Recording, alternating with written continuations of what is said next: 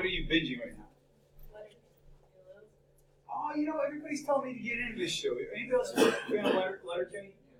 I hear it's really funny. It's about Canadians.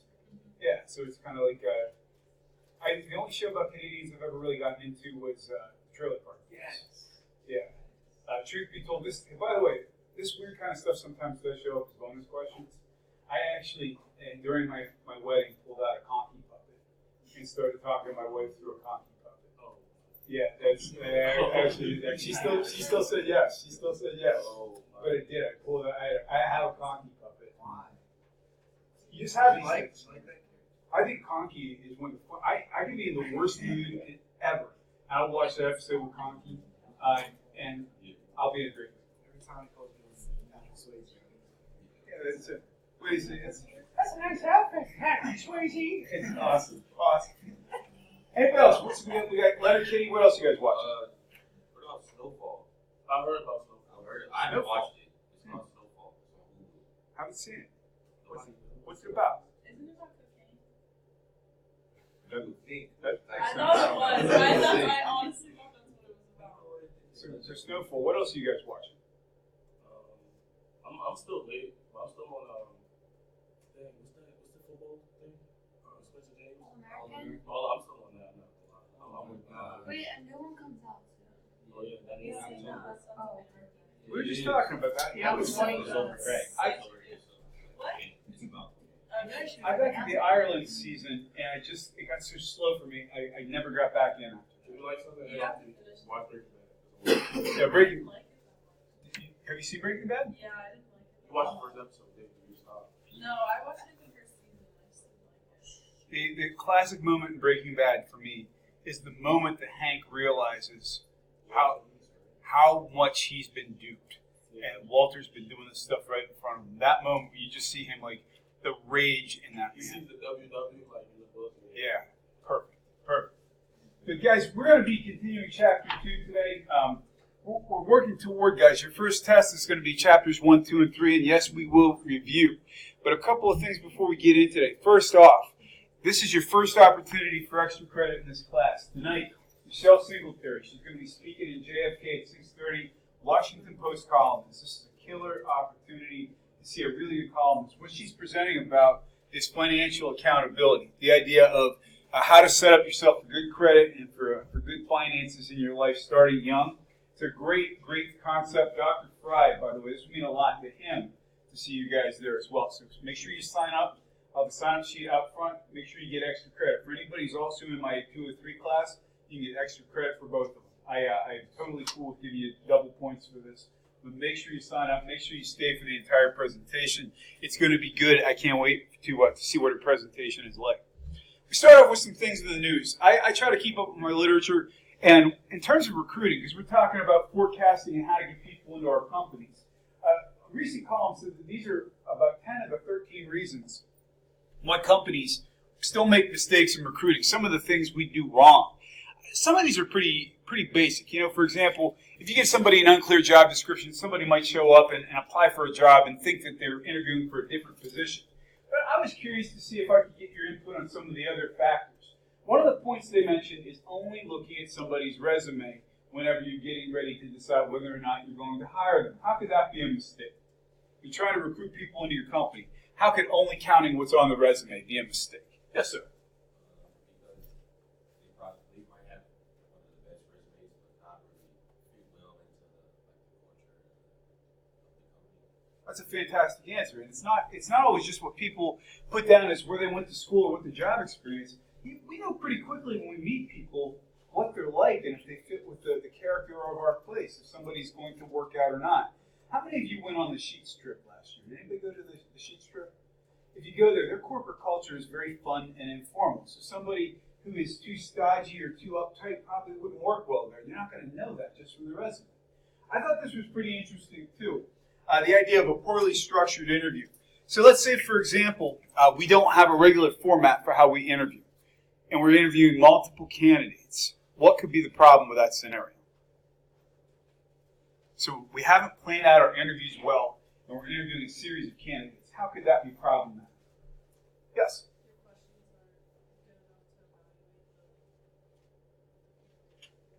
That's exactly right. Guys, when we think about interviewing, is anybody, first of all, raise your hand if you've ever been on a job.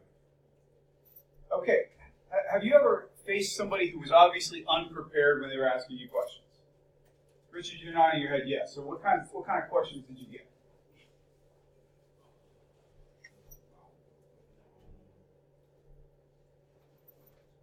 I was interviewing for a job at a restaurant. Like, they didn't really ask me anything about like how I people, stuff that I would expect to do in a job. So They didn't really ask me anything So irrelevant questions. Well, so we've got problems with questions being irrelevant. We've got problems with things being inconsistent. For example, if I ask several candidates different questions, how am I going to fairly compare them if I've got one job and 17 people applying for it? You're wasting their time and potentially wasting all of your own. We talk about open-ended questions. When you say to somebody, we need to ask open-ended questions, what do I mean by that? What's an example of an open-ended question versus a closed question? Yes.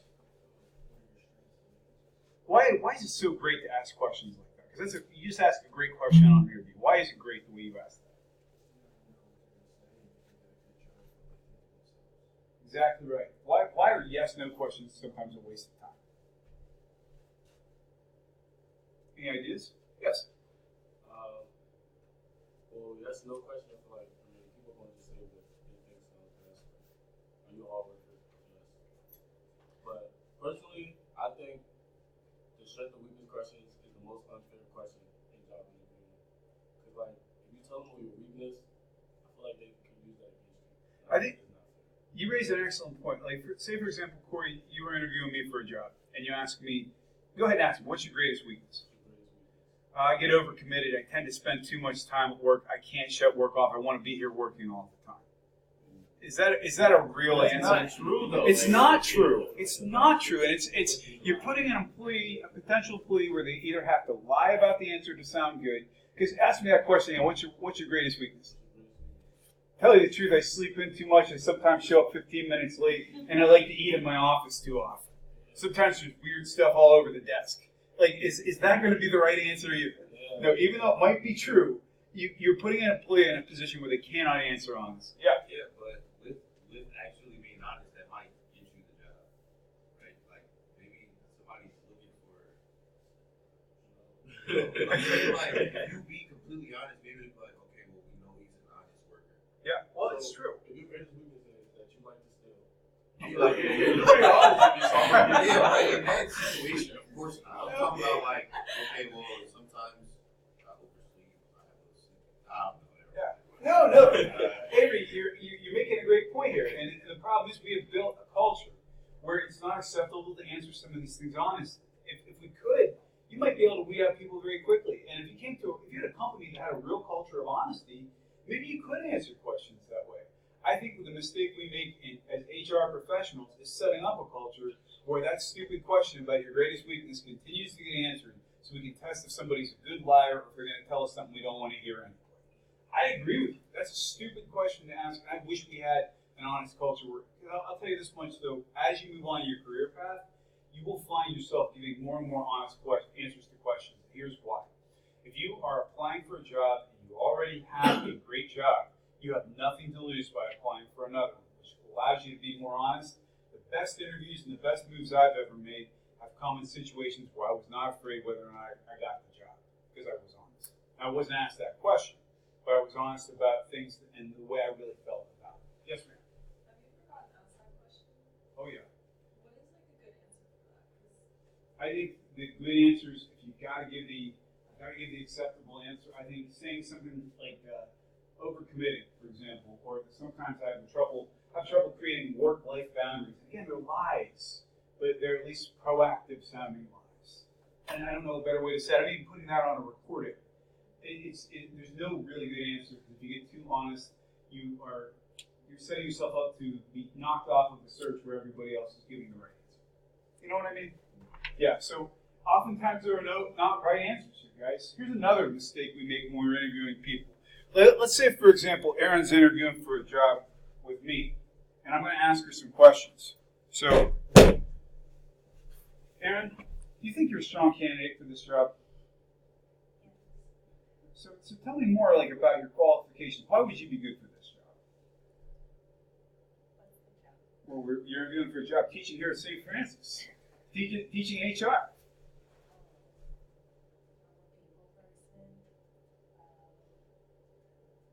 What am I doing the whole time she's talking to me? I'm nodding at her. What message am I sending her? You're giving me the right answers.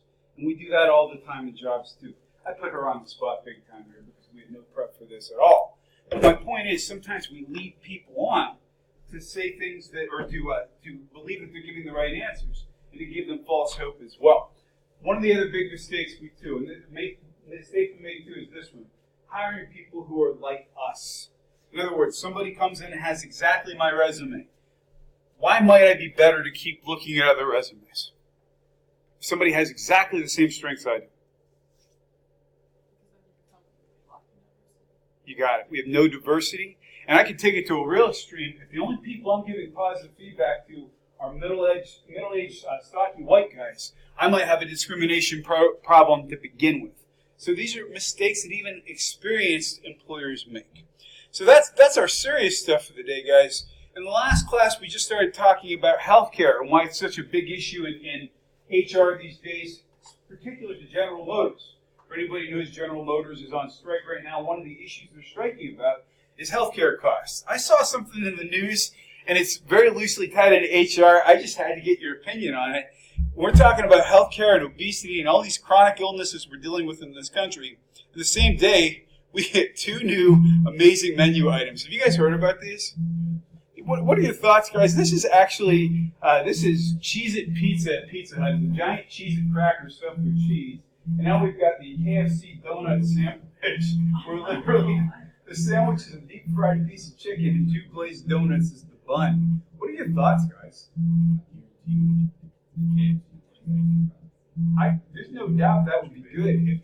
But it's just kind of like saying, hey, everybody, have some diabetes. You know, it's amazing to me. So at the same time we're fighting obesity, we're fighting this healthcare epidemic, and costs are going through the roof. This is what our fast food chains are coming up with. So keep your eyes on it, because KFC, the same chain that just gave us vegetarian chicken nuggets, is now giving us glazed donut fried chicken sandwiches. What a wonderful time to be alive. So, guys, while we're getting back in, we left off talking about forecasting. And right now, guys, just as a reminder, what's the unemployment rate in the United States? Less than 4%. So is it an employees or an employer's market? You got the leverage. As long as we continue where we're going. On top of that, we've got a labor force participation rate of only about 65%. That means people with college degrees who have good resumes are going to be in a good position to negotiate really good salaries. Well, there are lots of things that determine if we have a good source of employees locally. I'm not going to read these all to you, but they could affect your business. For example, if you're a labor business, if you are a business that's willing to train employees, you may be looking at local graduation rates. What kinds of people are coming out of high school and wanting to get right into the workforce? If you're in central Pennsylvania, that's a little challenging, because are our rates of population declining or increasing? They're declining in this region. Everybody's going south and west. So that could be tough. We also, for example, might want to see what kind of people are coming out of our schools. If you want to know, for example, why we always have businesses recruiting at St. Francis, it's because they have a reputation. We have a reputation of producing strong candidates. So that's something else. If you're forecasting external supply, you might be looking at your local schools and trade schools and universities to say, where could you attract people from? You might be looking at demographics or people moving into or out of your area. And if you're located in central Pennsylvania right now, you realize you're going to have a hard time potentially getting skilled labor. You're also going to be looking at what the other employers are doing in your region. Let me give you an example. We were talking a little bit about the United Auto Workers in their current strike right now. There's 3 major car companies in the United States. There's General Motors, there's Fiat Chrysler, and there's Ford. All 3 of those major companies have unions. They're all United Auto Workers. So whatever happens with the GM negotiation is going to set the pace for how the other 2 companies negotiate with that union. But it does not end there. Let's say, for example, the United Auto Workers work a sweet deal. They end up getting what they're asking for. Right now, they want to keep their health care where it's at. They want raises. They want stability for their employees. So that's a union shop. We've got Volkswagen in the southern U.S. who's a non-union shop, what might they decide to do after they see GM's contracts come out? They're non-union. They probably would like to stay that way. What might they do? Or at least know what the competition is offering. If you've got a limited source of qualified labor, you better know what your competitors are offering so you can compete. I guarantee you that the people who work in Sheets HR know what people at Wawa are making. They know what people in the administration, what their sales clerks are making. They research this information so they can remain competitive. We also are going to be looking at things, for example, when we say government regulations and pressures, what we mean there is we want to make sure that our recruiting and the people we're counting for our labor pool match the demography of our area so that we're not participating in discriminatory recruiting practices. So these are all ways that we forecast the external supply of employees. Now, we talked a lot about the unemployment rate, and we're not going to watch this video today because it's very basic, and you guys understand this stuff. Guys, the challenge of a 65% labor force participation rate means we've got 35% of the general public who, even though they're able-bodied and willing to work, are not for one reason or another. What that means is we as employers, actually let me ask you what that means because it plays into a project you're going to be working on. If I've got an employer who's trying to expand, so we have room for more shifts, we have room for more people, we could hire and we could expand our operations if we had more people. Right now, we've got 3% unemployment, and I can't get people to fill these jobs. I've got another 35% of the population that's not even trying to get into the workforce. What are some things I might do in this scenario that maybe normally I would not? Let's think about this for a second. That remaining 35%, what are some reasons those folks might not be entering the workforce? Why might they decide not? Yes? So we have people who have schedule problems, stay-at-home parents. That's a great one. Yes? Tell me more, because it's a valid point.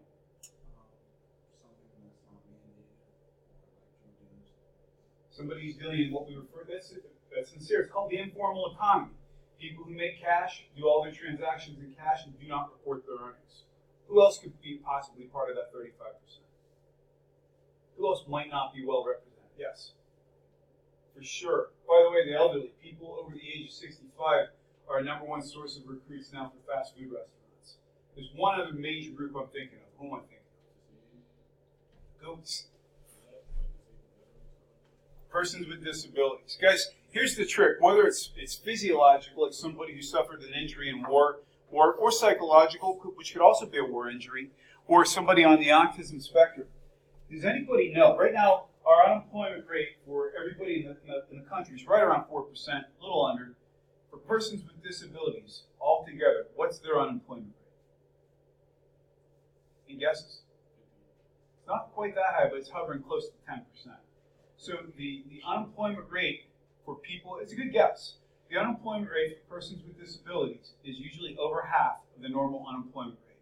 So if you're an employer, you might be thinking things like, wow, I need to come up with flexible scheduling for people who are parents who maybe cannot leave work all the time.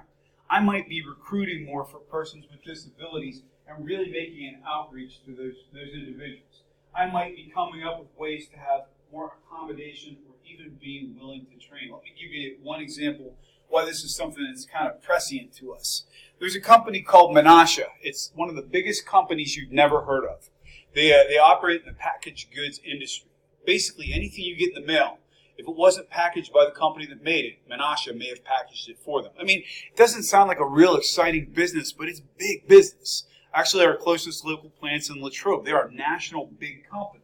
And they have a push right now to get colleges and universities to come up with unique ways to train people how to work in their company because they're out of people to hire and they need to expand.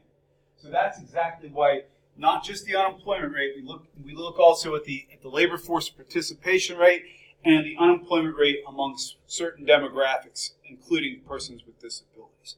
I gotta say too, guys, I think we have a greater awareness these days of things like autism. And chances are, you know somebody who's on the autism spectrum. here's the way it works for people who are not high functioning in terms of people on the autism spectrum. At age 21, these individuals age out of government help. So let's say, for example, Ian's got an adult child at home who is 21 or 22. That person is going to be his financial responsibility for the rest of his life. That's a big deal when you think about what it costs to take care of a person. Yes, sir? Oh. So the idea is if we can find ways to integrate individuals who normally weren't seen as ideal employments for candidates for employment, we're doing a service to people, number one. Number two, have you ever seen somebody who maybe had a disability have that first big accomplishment in their life? Have they ever helped out with Special Olympics or something like that? It's a good and noble thing to do when you're giving those folks purpose too. So there's a reason we do this. Guys, before we get into the idea of how we look internally, questions or comments so far? I have a real passion for the person with the idea of bringing people with disabilities back into the workforce. The reason I think that is because there are plenty of people who can do more than they're being allowed to do. And I hate seeing human beings shoved into a corner and saying this person is not worth it. That's a horrible thing to do to somebody. And many of these individuals have heard that their entire lives. If they haven't heard it, they've sometimes gotten it indirectly by not being included and by not being a part of the bigger conversation. So I'm very passionate about that. I hope it's something you guys will become passionate about too. So guys, getting in terms of, let's say for example, we're looking at a particular unit of our company. This can serve as an example for how you would do forecasting or predicting in a general sense for your whole company. So right now, and I know this is a little difficult to read, it's right out of our text. If we look right now, what's our current staffing level? How many people are currently working in this unit? Bless you. In the school business, let's say we have 9 instructors. What's our projected outflows this year? How many people are going to leave? So let's say we had 3 people leaving. What's our projected inflows this year? How many people do we think we're going to hire? Well, 4. So that creates what our internal staffing level is for the next year. That's how many people we have to work with. Now, in terms of the projected inflows, that can be based on difficulty of recruiting. It can be based on how much money we actually have to hire people. It all comes together. Now, ways we pull people into departments. We can hire people from outside. We can bring in new folks. We can have transfers. We can call people back. Outflows means you lose people from your department if you promote them, if you put them to another department as a transfer, or if you even have to fire them and let them go. What we're doing in the middle of all this stuff is tracking where those people are going, for the idea that if we transfer somebody out, we might need to pull them back at another point. So the bottom line is it's a very simple idea of math based on the money that you have available and what your needs potentially are. So, guys, when we start talking about imbalances, if I say something is imbalanced, what do I mean? What's an imbalance? There's a disturbance in the force. What's an imbalance? Help me out, guys. We've got too many or not enough, is what it means. When you guys were kids, did they still have teeter-totters in the playgrounds? Anybody remember those? You ever have where you try to get kids of the same size to sit on either side so they would go up and down? I was always a very large child, so it was 2 or 3 kids had to sit on the other side. Didn't do wonders for my self-esteem, especially when one of them would hop off and your butt would go slamming down to the ground and drive your spine up through your skull. It wasn't fun at all. That was imbalance. Imbalance means we've got a way to balance that out. What imbalance means in the working environment, we either have too many people or not enough. The good news is in most industries right now, so imbalance means we've got too many people or not enough. In our current expanding economy, what are most companies facing? Too many or not enough? Not enough. If you can't expand, if you can't move forward because you don't have people, you don't have enough folks. So if you have a talent surplus, if you got too many, what can you do? Don't even worry about the slide. If we've got too many people and not enough work, what can we do to remedy that? Yeah, we can furlough some folks. We can lay them off. We can fire them. What else can we do? That's the option nobody wants, obviously, but you have to do it sometimes. What else can we do? Besides actually firing people. You got it. We got people split up, in split shifts, for example. some of the other things we might do. We might actually cut hours, or even in extreme circumstances, and I've been in this movie, where you start cutting wages to see if you can get some people to leave. When people leave, it's called attrition. Remember that word. Attrition means people leaving. That means when somebody walks out the door, you don't replace them. Guys, in the recession of 2008, everybody was doing more than one job, because if you kept your job, you were being purposed to multiple places. You might say, for example, we're not going to hire anybody else. It's called a hiring freeze. Or you might even have what we refer to as a voluntary separation program. What do I mean when I say that? That we're making a voluntary decision to part company, not necessarily firing. What am I talking about? See some older employees in the company. What might I do for those folks?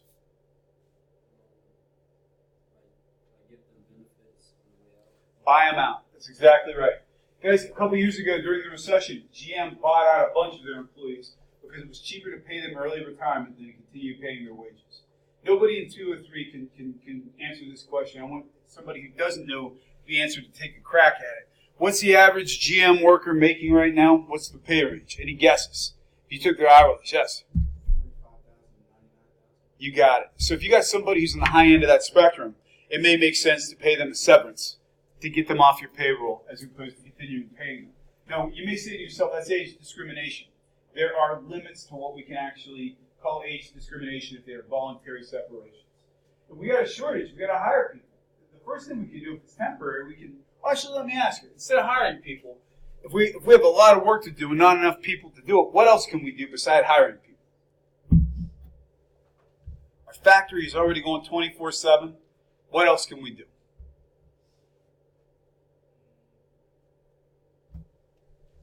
What do you think? Help me out here, folks. Well, yeah, you could become more efficient, that's for sure. That would be great. If you can't do that, what could you do? How do you get more work out of the same people? You got it. You give it overtime and shift differentials. For example, has anybody here ever had to work second or third shift? Second. Which shift did you work? Yeah, did you work second or third shift? Like overnight? Oh, no worries. I absolutely do. What times were you working? We work 22 hours. Without a break. I mean, we got food. Wow. That's a long shift, though, man. At the end of it, you're dog tired. So when you're doing shift work, it's one thing if you're working first shift, which means daylight. Third shift means you're working at night. You're going in at 11 o'clock at night. I would argue that the worst shift to work is second shift. You don't have a life.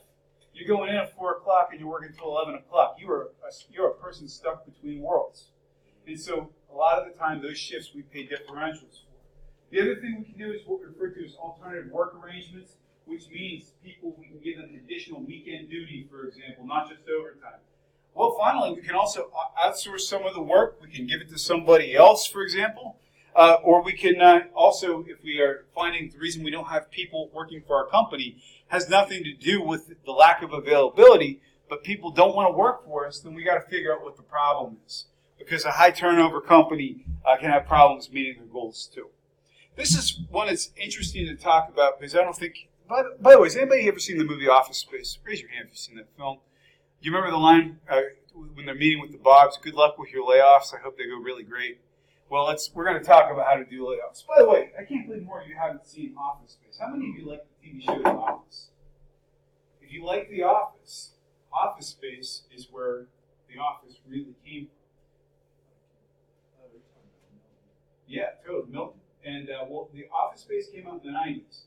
The British Office came out in the early 2000s, and then the American Office came out right after that. It was, which was really big by Mike Judge, who was the creator of Beavis and Butthead. If you guys really want to go back, just smile. Have you seen Beavis and Butthead? Do you enjoy them? It's utter stupidity. Yeah, it makes the Trailer Park Boys look like Shakespeare. So it's pretty crude. But anyway, how do you carry off layoffs? Guys, the first thing you got to do when you start thinking about cutting people, you've got to make sure you're not cutting people who are going to cut your bottom line. You look at who you can afford to cut and how you can do it. If you are looking at your KSAs, your knowledge, skills, and abilities, you don't want to cut out the core of your company in the course of layoffs. That's why they're very seldom very effective across the board layoffs. You guys have always heard that expression. We're going to do across the board cuts. No, you're probably not if you're a good company. You're going to cut where you can afford to cut, or places that are not producing for you. You're not going to cut the parts that are effective.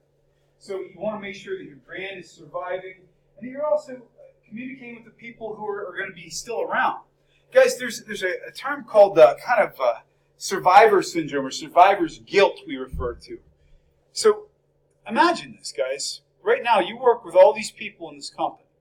You're spending 8 to 10 hours a day together. You're seeing these folks more than you see your families. You're spending more time with these people than the people you're married to. Close friendships evolve. Think about your school time. Think about the time you spend around the people you're sitting with right now. Let's say all of a sudden you find out 4 out of every 10 people who you work with are going to be gone. They're leaving. What are some of the feelings you might feel during that process? What's going through your head at that point? Emily, what are you going to feel in that process? You're starting a new job. What would you feel? If you're staying and you're watching your friends go out the door because they got fired. I feel like a piece of me would be gone. Like you would just be lost without them. Yeah, you're losing people who are kind of like family to you. What other feelings could be going through your head at that point in time? Yeah, fear. Am I next? This guy was really good and he got cut. What are my chances? What else might you feel? Wow, Jim has a wife and 6 kids and one on the way. How's he going to feed his family? You know, like that stuff goes through your mind. And so we get what we refer to as survivor's guilt. We got to pay attention to the folks who you left behind as well. If you're a good company, what you're also going to do is offer some kind of benefits to people who are leaving, if you can. Some folks have severance packages, some companies don't. Some companies, you get your last paycheck and you're on unemployment. That's it.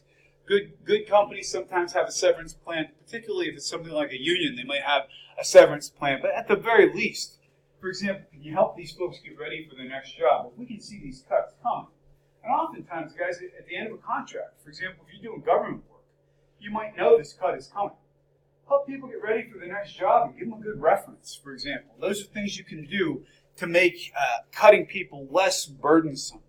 Guys, I also will tell you, in terms of the conversations I've ever had in my life, if I think about the most stressful conversations I've ever had, having to let somebody go is up there.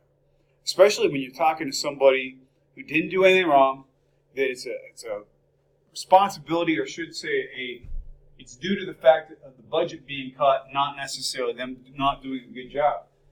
I'm here to tell you, I've had to sit across the desk from somebody who broke down into tears, men and women. It's not something that just goes into gender. People really are thinking. You know, this was back during the recession, having to have conversations with people who really did not know how they were going to pay for their kids' schooling, what they were going to do about health care, what they were going to do in terms of taking care of an elderly parent. And you have to steel yourself to realize when you're having this conversation that it's not personal, that you are not doing this to that person. You're delivering a message that you have been paid to deliver as part of your responsibility. It can be stressful. How many of you guys are management majors? Guys, people are hard. Technology is easy. Organizational structures are easy. People are hard. And that's the stuff that you will remember as you are going through your careers. Before we get into the next section, because we have another 15 minutes together, I would like to get a question or a comment about anything we've talked about or beyond. When they start crying, did you almost start crying? No, I actually didn't, Corey. What I had to do, I hate to say this because you want to be there for somebody who's having a rough day, right? I had to dissociate. I had to basically put up a front and say, you know what, if I let my emotions get the better of me, I knew this guy's kids. I knew his wife, and I knew in one case it was somebody who had a child with special needs. And it's like, the only thing you can do at that point is go back in and realize you're not the person who's at fault, and that this person isn't either. It's just the circumstance. I'm not saying it makes it fun. It doesn't. You got to do it sometimes. It's a great question. Other questions? Yes? I do. I'll be honest with you. This season, man, Because of the work I'm doing in my doctoral program, I haven't watched the game yet. All I do on my weekends is write. So if you ask me something current, other than the fact that Ben Roethlisberger's out for the season, I don't know much right now. Wait, what's your doctorate? I'm doing a DBA. It's a Doctor of Business Administration and Organizational Leadership.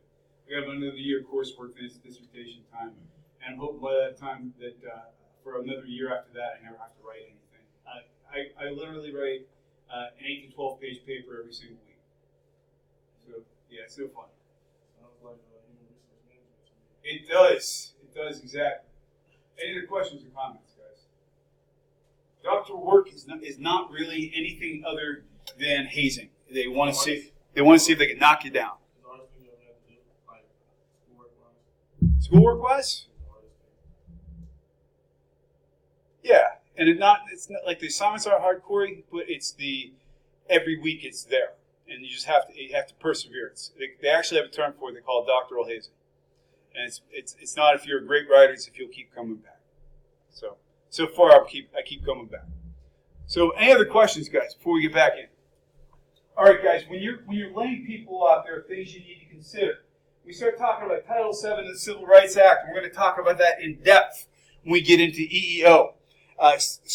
Title VII of the Civil Rights Act of 1964 basically said you cannot discriminate against somebody on the basis of race, national origin, of gender. All these protected class criteria that we're going to be talking about.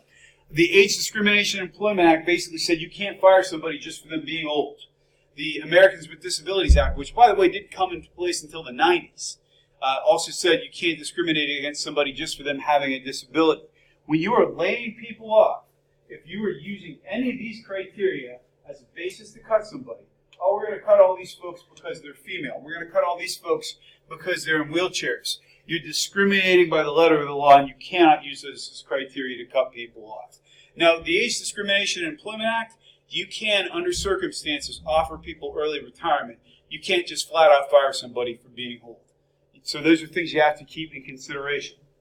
In addition, some of the other things of the other regulations, the ones I want you to consider, the one that I'm most concerned with you remembering is something called COBRA. The COBRA Act basically means that for, I believe it's a period now, I'll have to check on the current law, but it's 6 months, you're allowed to keep your current health care after you leave your employment if you're being downsized. You have to pay for it, but you can stay on the plan. So COBRA, for example, is something we have to think about as well. Things like the Older Benefit Protection Act. Yes, sir.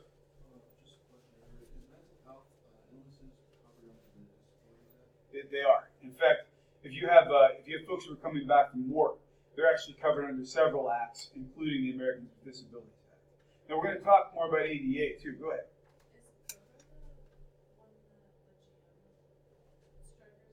Good catch. Yeah, they're going to be able to pay for their own benefits. Could you imagine that? I mean, what's the average family pay for health care? If you were on a family plan, do you know what it costs to insure a family for a month? If you were on your own coverage, if you were not covered with your employer, the average family plan would cost about $1,500 to $2,000 a month. That's how much your health care is worth. And that's exactly what these folks are up against. Good question. So one of the things to consider when you're laying people off, you have to offer them the opportunity to keep up their health care. In terms of older workers' benefit protection in the WARN Act, we will talk about those at a later time. If you've got that talent shortage we're talking about, again, we talked about the idea of creating alternate work arrangements or outsourcing, for example. It just means you have ways to get more work out of existing people, for example. The first criteria you use when you're managing that talent shortage, your very first option is to use overtime. Overtime does not work in the long run for long periods of time. You cannot stress and press people for years and years at a time. Here's what else happens, guys. Let's say, for example, it's just assumed that now for eternity, you all are going to work 50-hour work weeks. So you've come to count on that overtime. Is there a chance that during your regular 8 hours, that you're maybe not going to work as hard as you could have? Yeah, because if I work too fast here, I'm not going to get the overtime.